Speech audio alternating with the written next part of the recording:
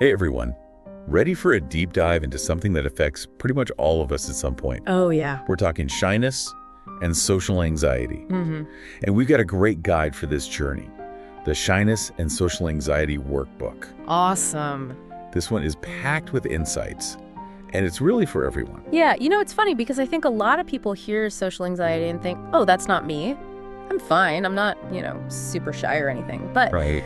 the thing about social anxiety is that it's really a spectrum. Yeah. We all experience it to some degree. Oh, sure. Like, think about it. Have you ever gotten a little nervous before, like, a presentation at work, or maybe felt a little awkward at a party? Oh, absolutely. That's social anxiety. Yeah. And it can range from those, like, little butterflies to, like, full-blown dread of certain situations. Right.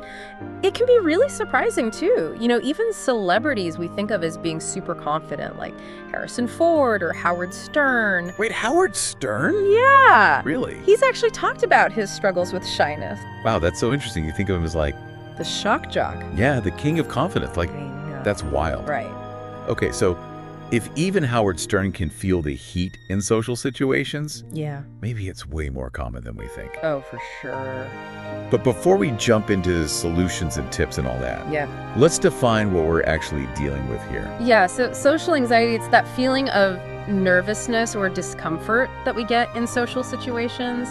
And it usually comes from this fear of being embarrassed or negatively judged or just like making a bad impression. Yeah, totally. And it can really impact not just those big events like giving a speech, but also those everyday things. Oh, absolutely. Like even just chatting with a coworker or going to a party. Mm-hmm. The book actually tells this really compelling story about a woman named Rachel, Okay. whose social anxiety was so bad, it was affecting her work and school, her relationships. Wow. She was avoiding pretty much anything that involved interacting with people, like presentations, Yeah. lunch with colleagues, even dating. Oh my gosh. And get this, she didn't actually seek help until she was planning her wedding.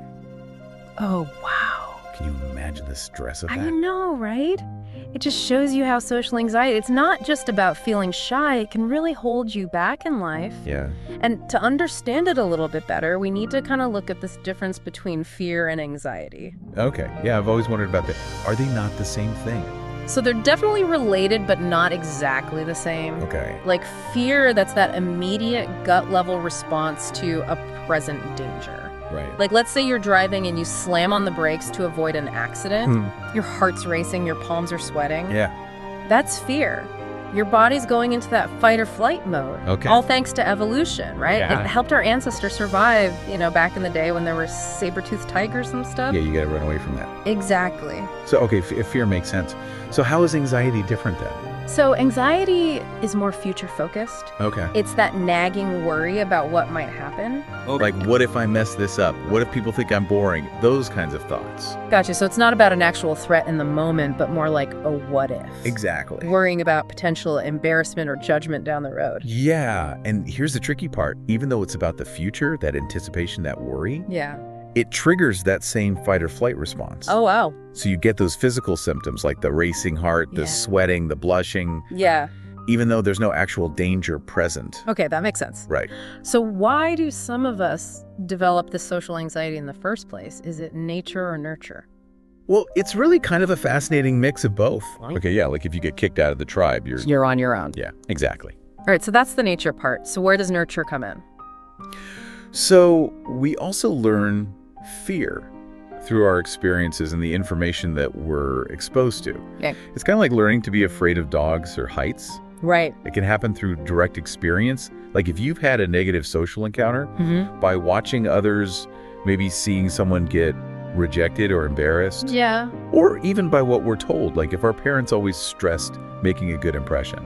So if you grew up hearing, be polite, don't interrupt, make sure you look presentable, Exactly. that could make you more prone to social anxiety later on. It definitely can contribute to it. Yeah, and then you think about all the media messages we're bombarded with Oh, yeah. about perfect bodies and perfect social lives Right. that can add fuel to the fire for sure. Wow, so our past experiences can actually shape how our brains react in social situations. Yeah, it's not necessarily about like hardwiring our brains. It's more about shaping our interpretations and reactions to social situations. Okay. And the good news is we can also rewire those responses through therapy and practice. Okay. But first, it's really crucial to understand your specific social anxiety. Okay, so how do we do that? The book encourages us to do a little self-assessment. Okay. Ask yourself, what situations make me anxious? What makes it better or worse? What physical sensations do I experience? This helps you pinpoint your own unique anxiety patterns. So before we even think about fixing it, we need to understand what we're dealing with. Exactly. I love that. So if you're listening, I encourage you to take a moment and think about your own experiences with social anxiety. Yeah. What are your go-to avoidance tactics when it strikes? This is where it gets really interesting, because now that you have a better understanding of your own social anxiety, we can move on to strategies for tackling those anxious thoughts and behaviors. For sure. And one of the most powerful approaches out there is cognitive therapy. Okay, so let's unpack this. What exactly is cognitive therapy, and how can it help with social anxiety? All right, so cognitive therapy, it's based on this really simple but powerful idea. Okay. Our interpretations of situations. Okay. Not the situations themselves drive our emotions. I like that. Right. Yeah. So if you can change how you think about social situations, Okay. you can change how you feel about them. So it's not about like magically transforming into a social butterfly overnight, No. but more about shifting your mindset. Yeah, exactly. Okay. It's like being a detective examining the evidence for those anxious thoughts.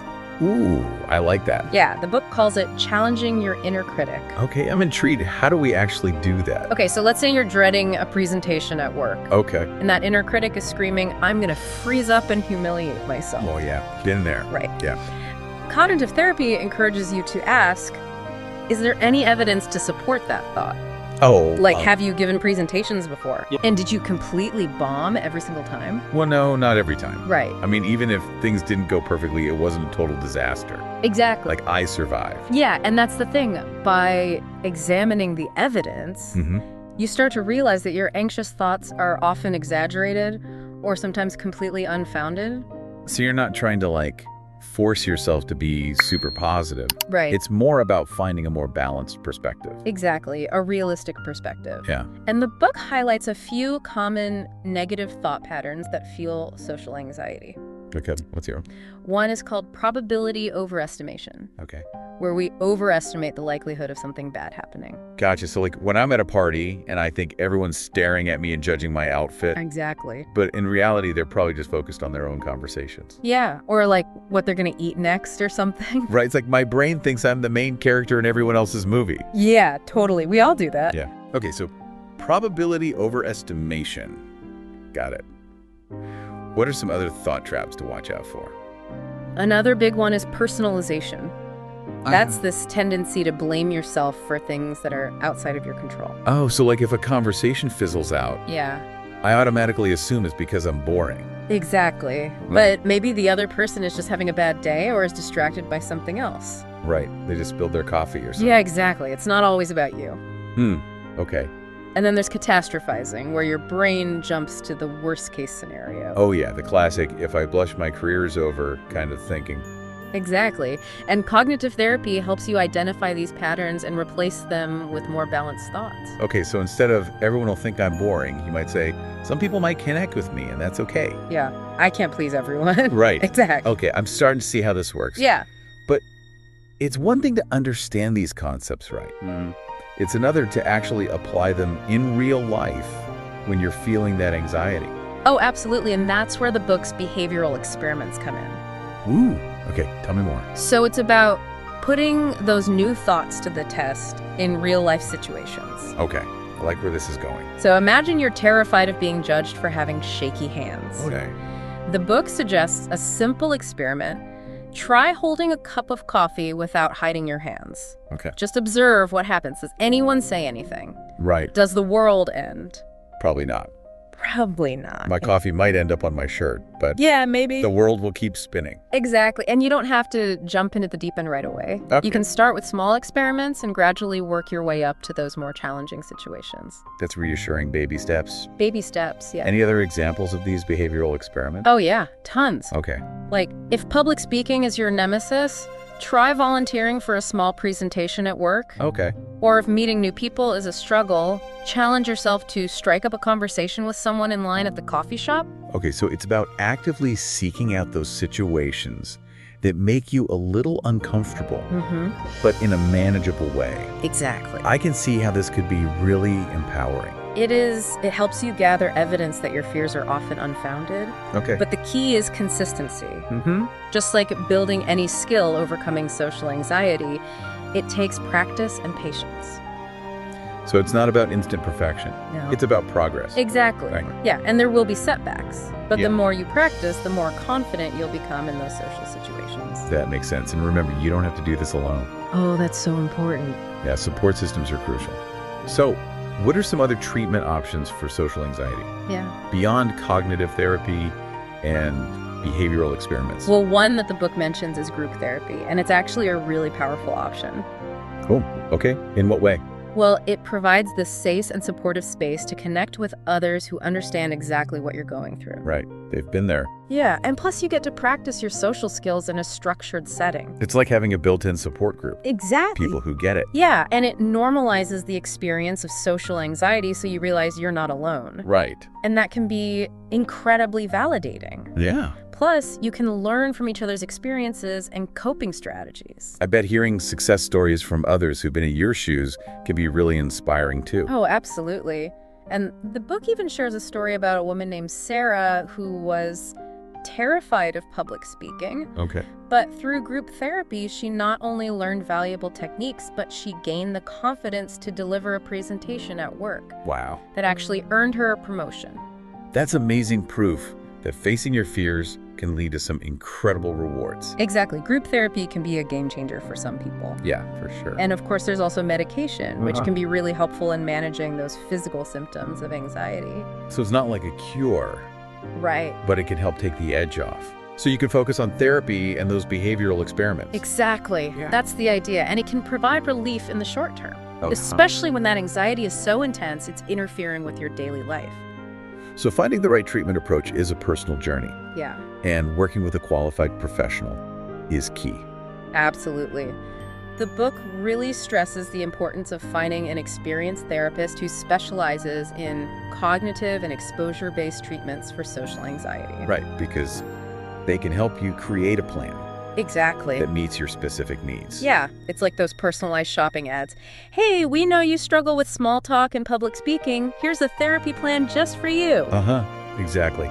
It's about finding that perfect fit. Yeah. But remember, even with the best treatment plan, overcoming social anxiety is a journey, It is. not a You're destination. not a destination. There can be ups and downs, good days and bad days. Absolutely. So it's not about reaching a finish line and then stopping. No. It's about learning to manage those anxieties and building resilience over time. Exactly. It's like learning any new skill. Right. It takes practice and patience, and the more you practice facing those fears, the easier it becomes. It's like that saying, feel the fear and do it anyway. Exactly. And the book really emphasizes that even after you've made progress, Yeah. it's crucial to continue practicing those coping strategies. Sure. Remember, setbacks can happen, For sure. but they don't mean you're back to square one. Okay. They're just opportunities to learn and adjust your approach. That's a great way to look at it. Yeah. This has been such a helpful deep dive. Yeah. I feel like I've learned so much about how social anxiety works and, more importantly, how to challenge those anxieties and live a more fulfilling life. I'm so glad to hear that. And, you know, if you're listening and you struggle with social anxiety, remember this. Yeah. You're not alone. Right. And with the right strategies and support, you can overcome those limitations and create a life you love. Love that. So, what's one small step our listeners can take today to start challenging their social anxiety? Well, think back to those behavioral experiments we talked about. Okay. What's one small, safe experiment you can try this week? Yeah. It could be as simple as making eye contact with a cashier, All right. introducing yourself to someone new, or even just smiling at a stranger. Right. Remember, small steps lead to big changes. I love it. Thank you so much for sharing your wisdom with us. It's been my pleasure. This has been fantastic. And remember, you're capable of more than you think. Keep practicing, keep learning, and keep diving deep.